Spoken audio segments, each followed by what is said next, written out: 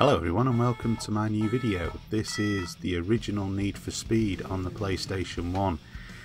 And yes, you saw that. Right from the offset I selected the wrong gear and went backwards on the start finish line. What an incredible start to this video.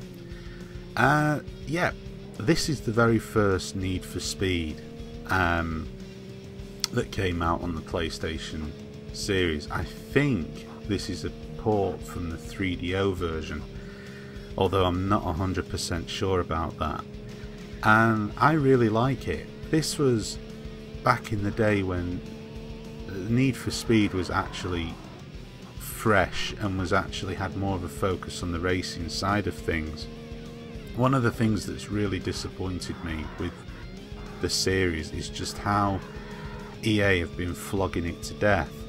I mean, now I think you're getting, what, 2, possibly even 3 Need for Speed games out in a 12-month period. I mean, certainly they've split the franchise into that many bits and bobs now that I can't even tell you what the latest Need for Speed game is. I know I've got Hot Pursuit, which was made by the guys that made Burnout, and I wasn't too impressed with it. It's a pretty good game, it's okay, but it's not the best game in the world. I was a bit disappointed with it, to be honest with you. I know there's Need for Speed Shift series. Now I had that one and that was pretty good, but I didn't get Shift 2, I just had the original Need for Speed Shift. And then I'm sure there's another one, isn't there, someone that came out just before Christmas, where you're supposed to be, is it Need for Speed something, where you're having to go across America or something like that? I can't remember the name of it. There's just too many of them. And what I like about this is just a racing game. Pure and simple, a racing game. And that's what I really liked about the old Need for Speeds. They were racing games. There was none of all of this different claptrap that they've done. You know, that you've got Need for Speed Wanted, you've got Need for Speed bloody... The Porsche one was pretty good, actually, I must admit. I had that on the PC. Was that Porsche Challenge? I don't know. I can't remember. This is the problem with the Need for Speed games, is just that there's that many of them, and there's that many sort of different subtitles to them, subheadings, whatever you want to call it, that I really cannot honestly say which is which anymore, which is just ridiculous. I mean, I don't know what Electronic Arts were playing at. One of the things I always loved about Need for Speed games was sort of racing in on the streets rather than on a track. You know, it gave a more interesting feel to the different circuits and so on and so forth. And then they kind of went a bit more track based with Need for Speed Shift, which was still okay. I mean, it was still a good game, but it's like, yeah, I've kind of seen some of these tracks before now. Can you come up with something original? And then the Need for Speed Hot Pursuit, which kind of went back on the streets, but then it's like police versus the driver, and you can be the police or the getaway driver or whatever, I don't know.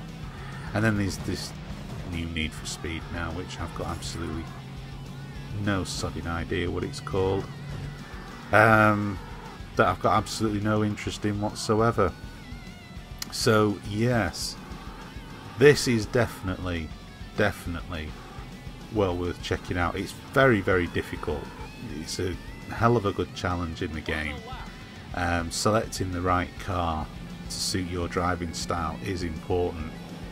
And although the cars themselves, the car models themselves, look exceptionally basic, you know, again, remember this is an early PlayStation game, so you know, you can't really judge it by the Gran Turismos, which came, you know, with all the new high functioning graphics and all that kind of splendour.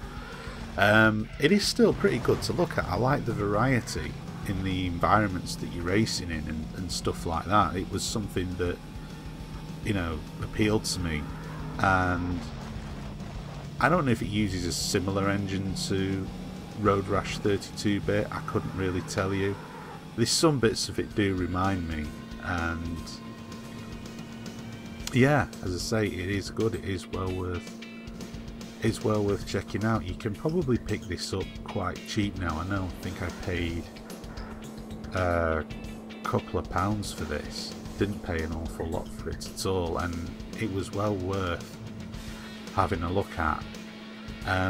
Simply, really, if nothing else, to actually see Need for Speed as it was, as it started, and in my opinion, as it should have remained true to. I'm not suggesting that they should have just kept doing the same old thing, but some of the games which carry the Need for Speed label on them have just got nothing to do with it whatsoever. It's a cynical ploy to get people to go out there and buy the game, and I'm not a fan of that. I'm not a fan of that at all. I think that, you know, if you're going to create a franchise, you should remain true to it. You shouldn't start trying to cynically cash in on it. You know, you should try to at least remain a bit faithful to the roots of it. And I finally remembered what the new Need for Speed game is. It's Need for Speed The Run.